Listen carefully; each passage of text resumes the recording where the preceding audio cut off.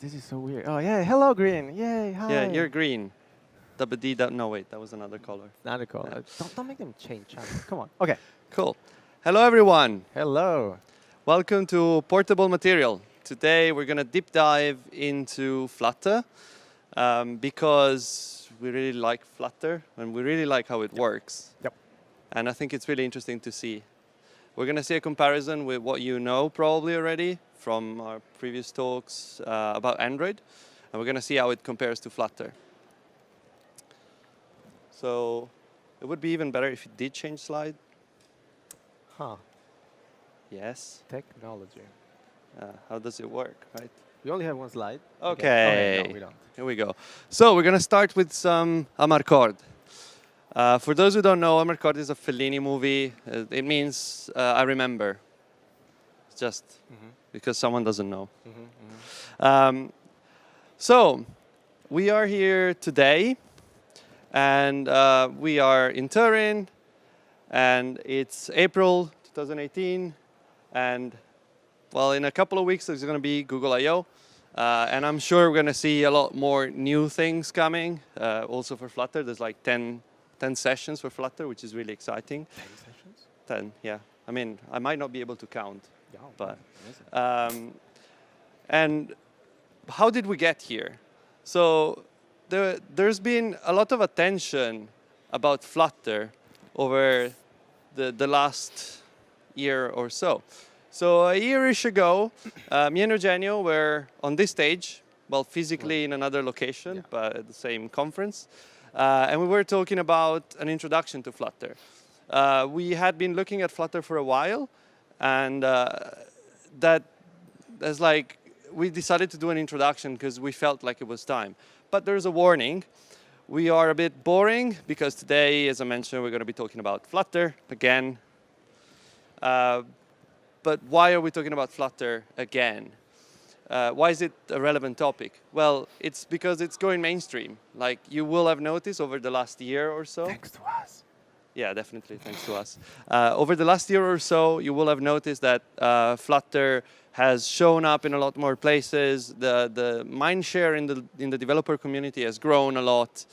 There is also Fuchsia, which is this mysterious operating system that Google is working on in the open, but not really talking about, which is kind of weird, and it's kind of a mysterious thing that everyone wants to know what the hell is. Openly secretive about it. Yeah. And in the meantime, we both became Flutter GDs. Yay. It's just a label, though. I mean. So how do you get something like this? Like the big selling point of Flutter is that you can get basically the same user experience and the same UI on Android and iOS. And they will look perfectly in place with the native paradigms, or they can look completely out of place. Like you can run Android on iOS, like something that looks Android on iOS and the other way around. So how is this possible? Well, when you take your Flutter application and runs, say, on an iPhone 10 because you have the money, then what it's made of is basically the IPA, which is let's say the iPhone equivalent of an APK, contains your application code, which is going to be written in Dart, will contain the Flutter framework, which is also written in Dart, but not by you, probably, unless you're him. And it contains the Flutter engine. The Flutter engine is written mostly in C++, and it's basically, let's say, a Chrome without the web sort of thing. So it does use a lot of the same underlying technology as Chrome, but it doesn't do web. What is the nice part about it? The nice part about it is that you can just swap out the container and retain the same application code and the same framework and make it run on an equivalent engine that is for Android. So the same application will show up on Android and will look the same. But most importantly, it will look native and it will feel native. That's very important for an application because where most cross-platform frameworks stop short of is making things feel native. Like they will have weird scrollings or something like that that you would They feel. make you feel many things, Yeah. but not that the app is Not at native. home. Yeah. No. So we said we're going to compare Android with Flutter and how they render things. And we're going to start with a humble card on Android. So cards are part of the material specs. They're like everybody knows cards. That's why it's a simple example. Cards have ripples. And basically, that's what it is to a card. You can have a ripple on it if it's clickable, and that's pretty much it. You can put stuff inside, etc., etc. And now you can have the same card on Flutter as well. Actually, you would have probably not noticed, but the card that you were seeing before was a Flutter card, whereas the one that you're seeing on the right that I just added was the Android one.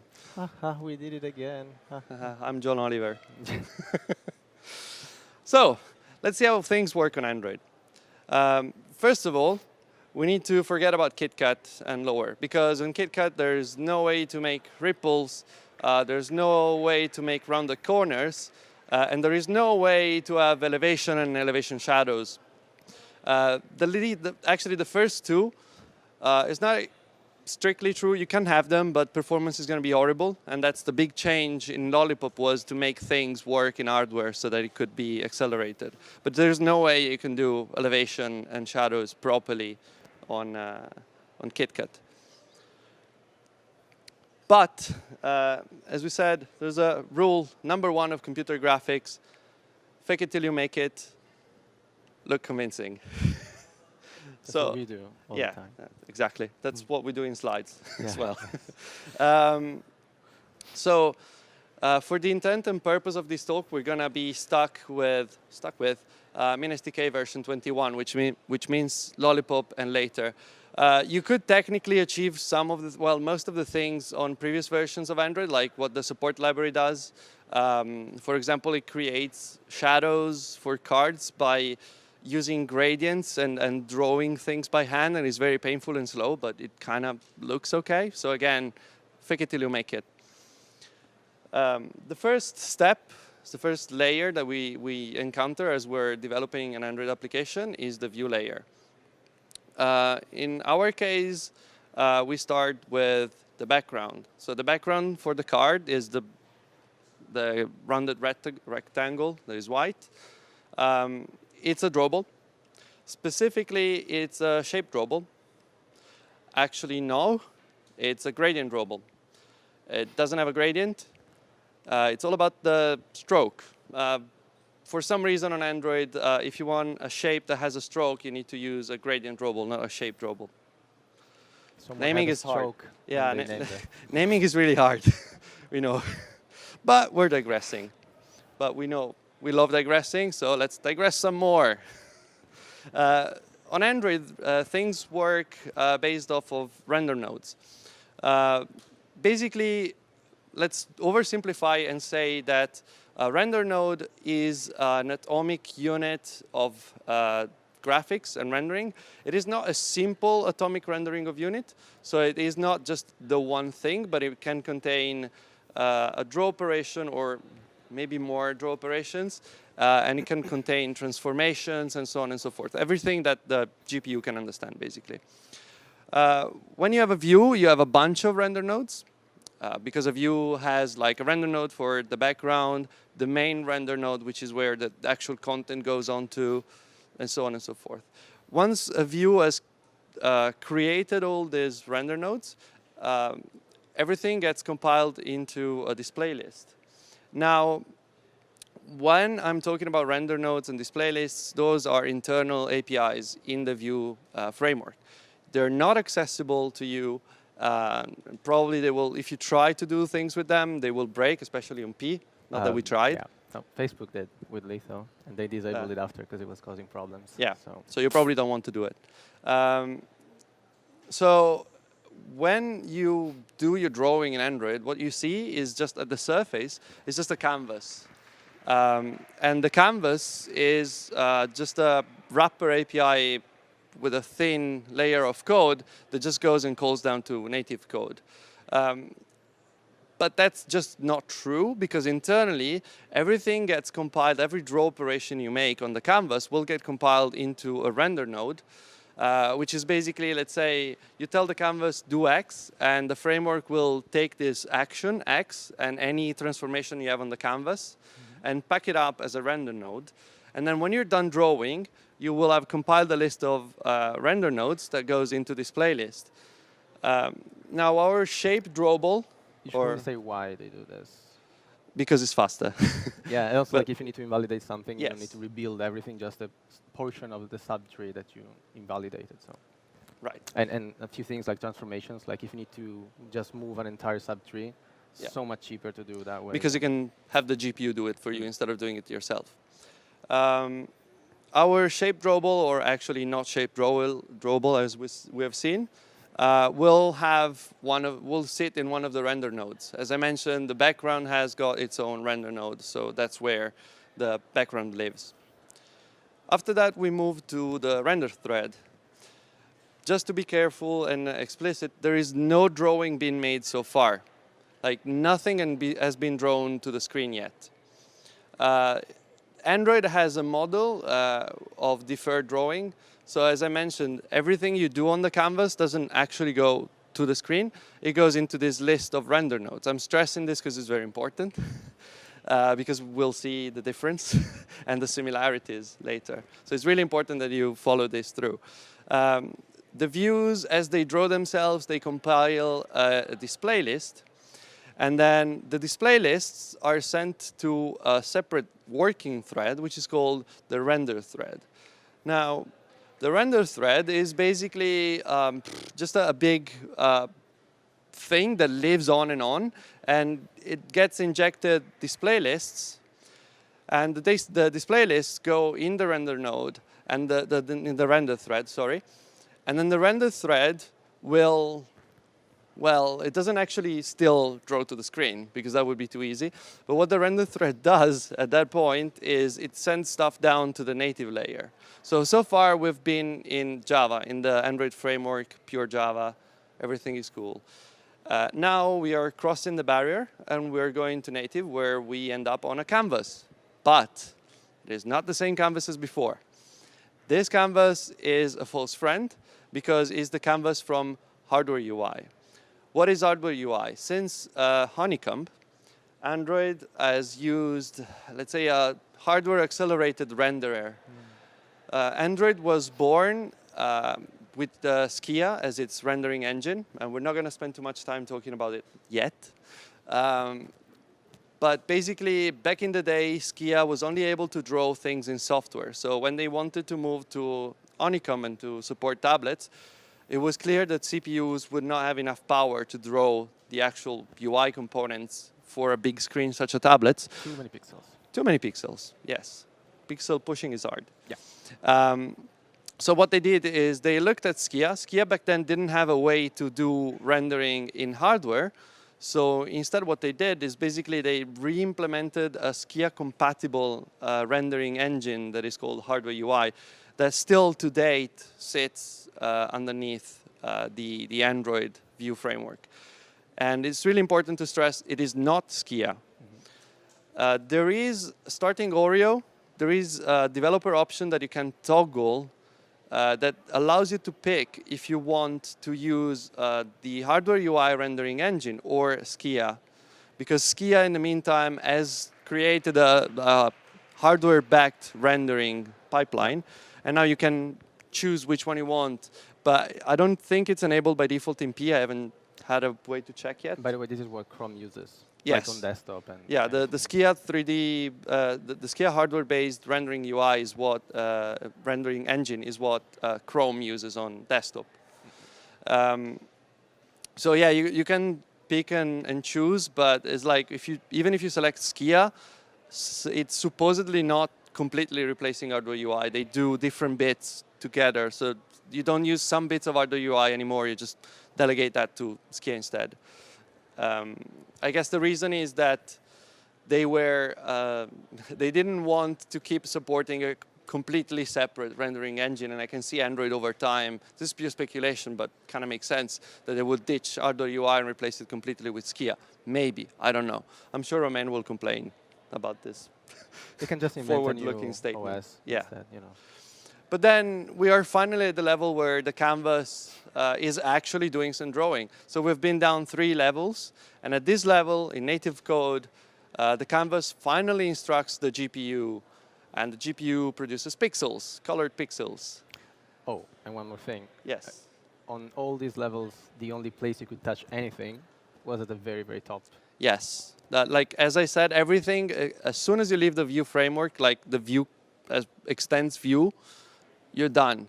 Yeah. You might have some entry points for some things if you're doing the drawing yourself, but you can't touch the display list, you cannot touch the render thread, you cannot touch anything below that level. Is like verboten completely. Yep. And with this, we are done with a car background. Just that. Just that. What about the rest? So just to take an example, the elevation shadow, for example, as everything, as I mentioned, it lives in a render node. And to be specific, it lives in the main view render node, which is where the view content is rendered in, is compressed in. The render node, in this case, contains an outline, and it contains an elevation.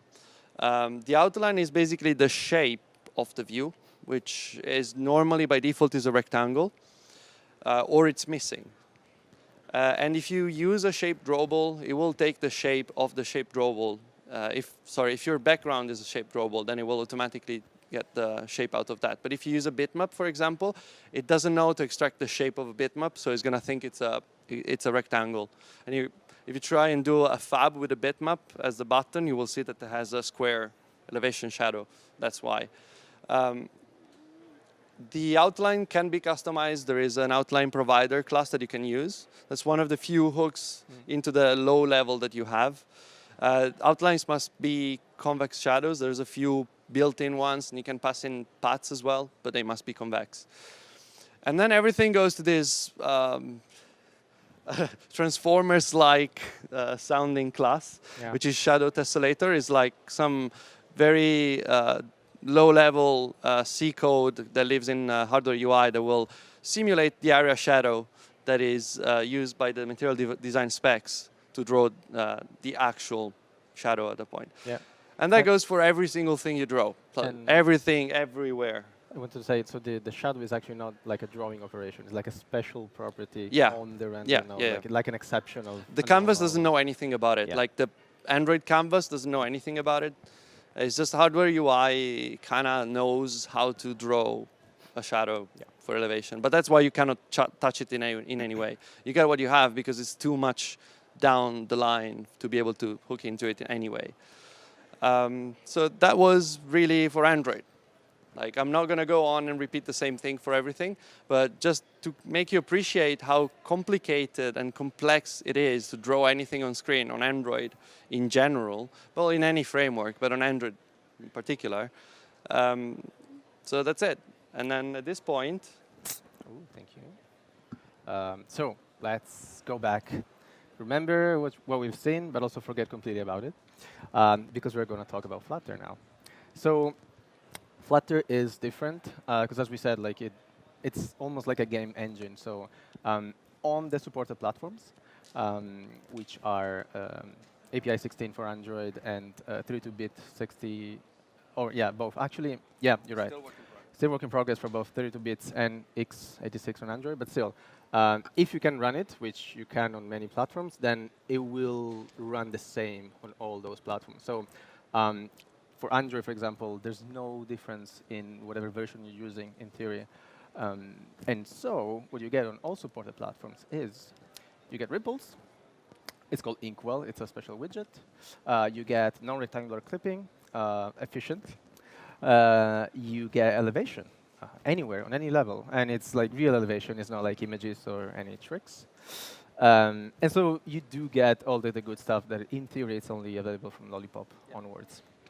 That's the advantage of shipping your own engine. That's pretty much it, yes. The threading, since we mentioned it on Android, is similar in a way. So we have mostly 4 thread categories. Platform thread, which is the one that runs the host system, like imagine Android. And it's the place where the plugins essentially execute. Then you have the UI thread, which is the equivalent of the main thread on Android. It's where all the Dart code is executed. And when you build, we'll see, but like you build the tree of your UI. Then a GPO thread is the equivalent of the render thread. And so that executes on the GPU all the drawing commands. And then IO thread, actually threads, they do network and IO. And it's equivalent to the async task. Just kidding. No, burn it. Thank you. Yes, you're welcome. Yes, so let's take the same example as before. We take a card, right? How do we draw a card and what happens when you do it? So let's enter the first layer, material. Material is a part of the framework that is built, because Flutter is layered in many ways. And material is probably the layer you'll use, like the topmost one. It's kind of equivalent to the view layer on Android, kind of, but not really, but kind more of. like, It's like it's at like the top. the support library, I would Yeah, say. I guess. In a Yeah, I way. guess so. I don't know, like it's something that builds on top of the normal view system. Let's put it that way, right? Like you don't have to use it, but it has a lot of good stuff. And so drawing a card, how do we do this? We take some code, and that's literally it. That is the entire code for an entire application that can draw a card on the screen, centered with a specific size. And actually fits on one line. That's amazing. Shut up. Yeah. Stop it. Sorry. OK, fine. So how do we do anything on Flutter? No, normally on Android you use inheritance mostly to customize your views, something like that, or you specialize some behaviors in the XML. In Flutter, you generally use composition, which is the preferred way. Composition means building with different blocks. Like when you have a build function that we'll see later, you return more widgets. So everything is a widget, and that's like the basic unit of composition. And you just keep on adding and using them that way. Another way is mixins, which is a super interesting concept. They are like, so they are classes without a constructor, and they allow you to implement more than one. So they allow you to have a class with mixed bits of different classes all over. It's almost like an interface with default methods, but also state. It's really cool. And then, of course, you can use inheritance, and there are times where you want to or you have to. It is a little bit different than on Android or JVM because in Dart, there's no interfaces. You only have classes. But the point is, every time you define any class, you also implicitly define an interface. So whatever class you have, you might not be able to extend it, but you can implement its interface. And so you can always behave with the same signature, although your code is going to be different than their code. All right, so composition, as we said, a build function. Let's see an example. Oh, disclaimer. We were running late with the slides and optimistically enabled magic move. You're going to see code. Things might move around very quickly at some point. They're going to move a lot, but we'll see. So anyway, a build function. So as we said before, this is a build function. So you just return more widgets. You don't do anything directly, just that. That's one way. Or mixins. Yeah, actually, I fucked up the order. So as we said, an abstract class with no constructor. Or you can think of it as a partial class or an interface with state. Yeah, that's exactly what we said before. And so let's see like a concrete example now of how we can go from card to something else. So this is, as we said, the app before. We added inside the card an inkwell to have the ripple inside. This is literally... Huh? You can point at it. I can point at it? Yeah, you see it. Oh my god, yes. This is amazing. Yes, an inkwell. Ooh. Doesn't take much. Yeah. And so this is literally all that's needed to add a ripple to anything in general. But yeah, in this case, it's inside a card. So for the sake of this example, let's keep things as simple as possible. We're going to replace the inkwell with like a placeholder. It just extends a very simple class, sizebox, which just has a size, essentially. And that's it. That's what we're going to have for now, and we'll see why that will simplify things. So what we see here is a very simple hierarchy of widgets. In particular, we have container, and then inside the size box, and then card, and then this placeholder we created. Oh, in Dart, when anything starts with an underscore, it means it's private. So it's something that only you can control and see. OK, so without going too much into detail, the container is the type of widget that contains other widgets. And so it contains an align widget. It contains a decorated box widget. And that's pretty much it. What we are really interested in is the card widget, of course. And so this is the inside of the card widget. This is, well, without comments, the entire code of the card widget, which doesn't do much, at least it looks like that. This is the power of composition. Oh my God, yes. It literally says, well, it has this semantics widget, which is not something you draw, but it's something for accessibility to tell screen readers or whatever what is what, like the semantical meaning of something. In this case, it just says, well, this is a container, whatever that means for you. And then we have an actual container, which is a useful widget that just, as we said before, composes different widgets. You can add colors to things, padding, alignments, a few other things. It's just useful to use. And in fact, we use it. They use it for adding a margin inside the card. And then, this is the interesting part, they just add a material. Oh yeah, by the way, I should have. Yeah, so semantics is one, container is the other one, and then the last one is material. And material is a widget. So in material design, a material is this magical piece of paper that has properties such as being able to have ripples, being able to be colored with ink, being able to change shape and things like that. Sometimes. With moderation. Yes. Which on Android is very hard to do. Like, you generally don't have an actual material. We just have widgets that imitate the material metaphor. So what is inside the material? First of all, the container, again, as we said before, it adds more widgets. So let's just see what it adds. It adds a padding, as you might expect. So that's it. So this is the code of the material. Yeah, things moved. The material is a different kind of widget. It's a stateful widget, which means instead of directly returning more widgets, it has a state. And whenever that state changes, it will return more widgets after that. And this is more or less the basic of Flutter. Like, you always want to create this immutable tree of states, of widgets, which describe your UI. They're not UI, they're not drawing anything, they're just describing some data. They're kind of like XML, but in actual code. Something like, actually, yeah, I mean. Like they kind of serve a similar purpose, as in they're not directly drawing things, but they're telling how to draw things. Yeah, maybe, something like, yes, yeah, exactly. Defining the structure is the... Exactly, yes. And so, since the state is the one that actually returns anything, let's look into the state. It has this build function. And inside of that, we do, so we start with, by default, having an animated default text style, which is an amazing widget that will just take whatever text style is applied to the subtree. And if you ever change it, it will automatically animate between the two styles, which is just awesome. It's kind of like a CSS transition thingy, where you just say, hey, this is my normal state, this is the overstate, and I want you to transition for this duration between the two states, and it does it by itself. Yep. And by using this, you also create implicitly another widget, which is the default text style widget, which, again, it's something you can, if you're a child of that, you can go up, grab it, and say, what's the default text style for X? And this way, you can inject different styles in different parts of the tree, which is very nice. After that, they start listening for layout change notifications, because they want to update the REPL in case the layout changes, of course.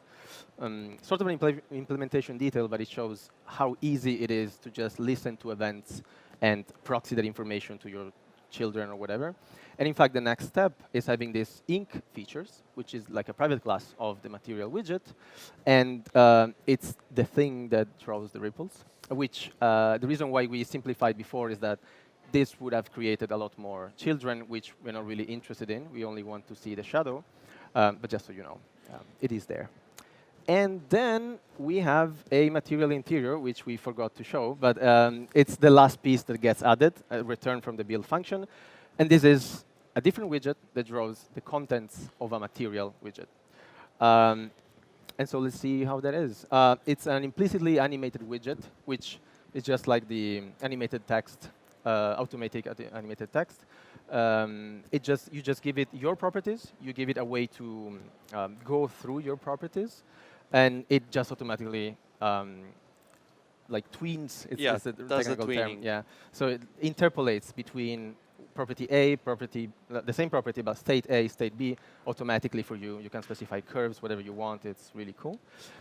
You get the gist by now. We're not going to go through the code and everything, but so it adds, oh yeah, it's a stateful widget again. So it has a state, and then the state will add more. In this case, it adds a physical shape, which is, Pretty much what it says on the tin. yeah, I was trying to find a better definition, but it's a physical shape. It's a shape, so clipped, that has the properties of a material. So this is basically what Android did have pretty serious problems drawing, handling before Lollipop, which is being able to define a shape. In this case, is any shape, sort of. And then this is where you see the things going on. And this is worth noting, this is still in the framework. It's very much in the Flutter framework. Oh yeah, right, of course. So whatever you've seen so far, you can change it. Like you can just copy whatever you see and recompose it in different ways. You can use directly the physical shape, why not? Like there's no limit to what you can do in that sense. And this is, we're still not even in the basic layers. Like this is still the highest layer, okay? So the next thing that gets added is this shape border paint, which adds the classic border around the card.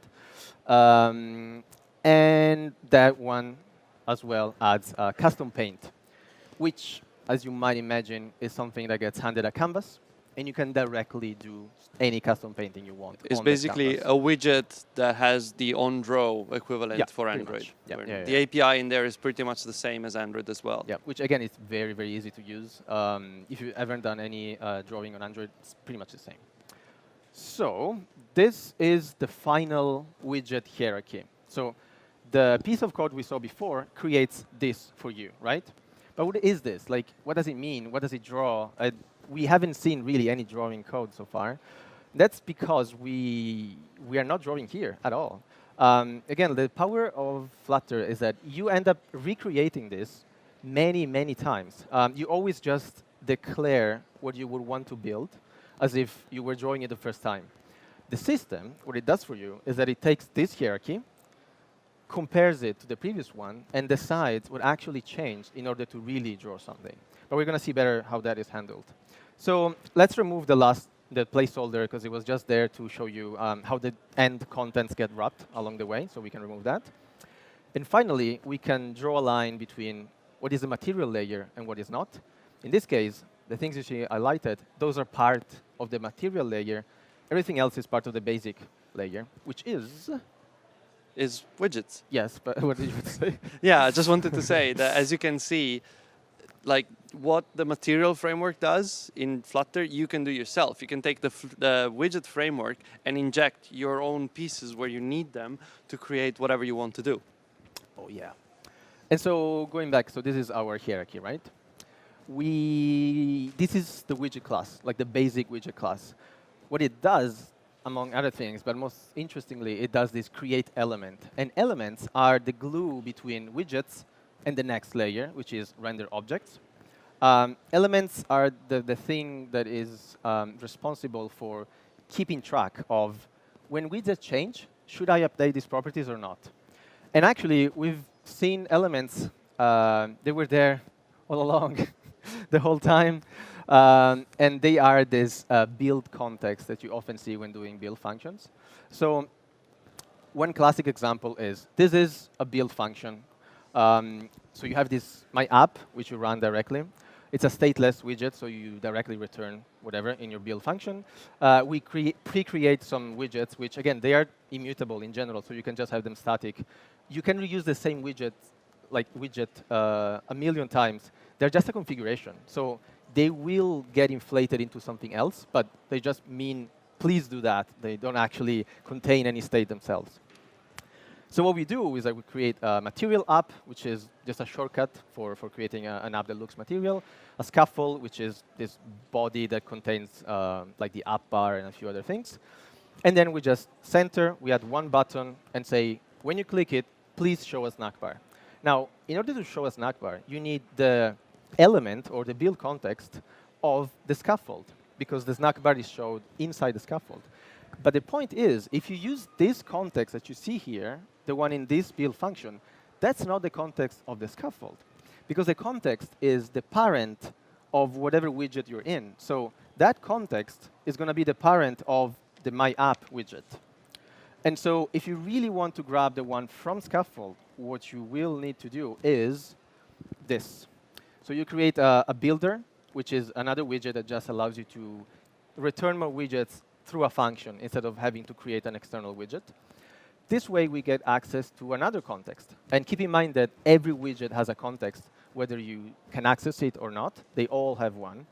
And so this way, the context you get actually allows you to reach the scaffold. Because whenever you do a search, let's call it on a context, it goes up the tree.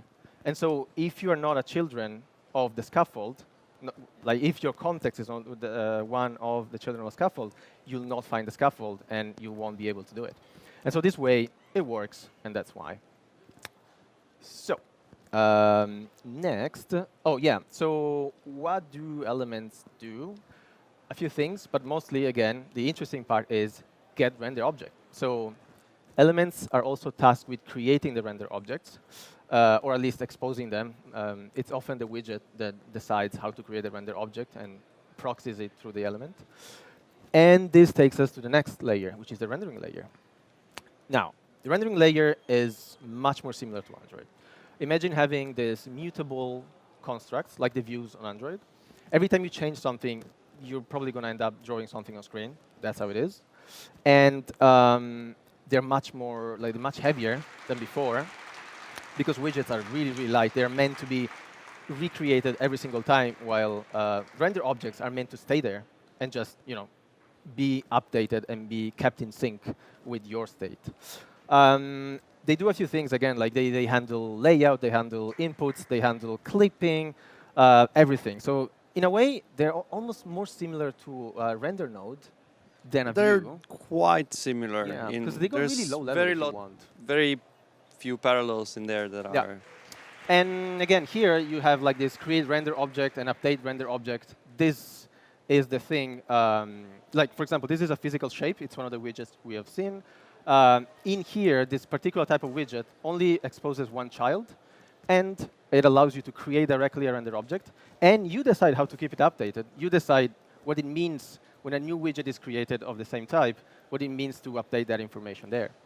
And so we go from this hierarchy to a different one, where every single piece creates a different render object. And little by little, we create this different hierarchy that is the, let's say, the real hierarchy in many ways. So only the things you see here are the ones that are going to draw anything on the screen. So this is it. This is the real thing. And then once you reach this point, you can start going inside the render objects themselves. In this case, we see literally paint, because we're following the shadow, right? We want to see where it's actually drawn. So in this case, in the paint method, we have canvas draw shadow. So one big difference from Android is that it's not an exception anymore. This is just a normal drawing call that you could do it. And again, even here, we can still change anything we want. And we can go deeper. There's Dart UI, which is the lower level. It's like the one big canvas that you can treat your entire app as one big canvas when you reach this level. And from here, we have Draw Shadow, which, again, starts to get into weird things. And we see this native canvas Draw Shadow, which, if we keep on following, we go inside the Flutter engine. And I'm sorry, this is going to be C++. Don't get scared. There is C++ code that does a few things, and blah, blah, blah. And at some point, it says, flow, physical shape layer, draw shadow. We follow that. And there is SK shadow utils, and that is Skia. We finally reached Skia, which is that 2D drawing framework we said. And when we go inside that, finally, we can see that, oh, no, we can't, I guess. Sorry. So we won't see Skia. I think we're. Yeah. I don't think we have time for questions, do we? I don't think so, because we started a bit late. Yeah, you can grab us anytime later. We are those things there. You can follow us on Twitter, etc. We will eventually put the slides on Yes, that link. we will. Eventually being the keyword. Yes, I mean, I don't know, half an hour, something, you're going to be able to use that link. And that is it. Yeah. That is it. Thank you very much. Thank you very much. There is another session tomorrow morning on Flutter by Tim Messerschmidt, which will go through live coding some Flutter application. And there is a workshop in the afternoon as well, where you get to code things. And it's going to be fun. You, and also you. Yeah, it's going to be really fun. No, I won't. I just, yeah. Thank you. Cool. Thank you.